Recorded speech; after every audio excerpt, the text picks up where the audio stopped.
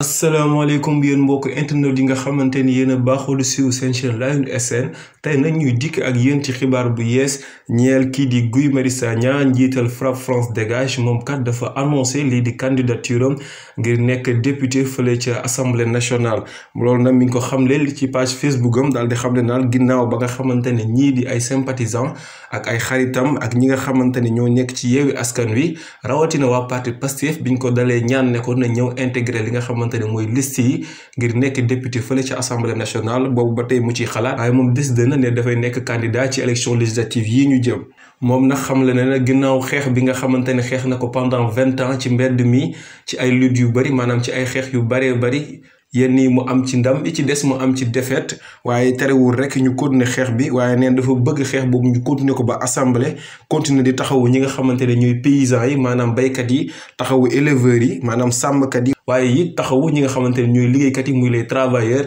ba nga xamante ni seen àq ak ay seen yelleef kenn dootu ko jalgati ci mim réew waaye nag nee na du yem ci loolee ndax dina xeex yi ngir ñu am système de santé bu jaar yoon bu baax éducation de qualité ak li nga xamante ni mooy wàllu souveraineté monétaire maanaam moom suñu alal moom suñu koppar bu bañ a dépendre ci ñi nga xamante ne ñooy France ak yeneen réew yu mel ni moom waaye it Sénégal lépp lu mu am moomal ko boppam doomu réew mi mën cee jëriñu bu baax a baax a baax kon nag moom xam le ne moom Guy Marius Sagna di candidature am bi mi ngi koy jaarale Pastef ngir ñu jottali ko ñii di waa Yewwi Askan Wi ngir mu mën a nekk candidat ci élection yi ñu jëm mën a teewal askanam fële ci assemblée nationale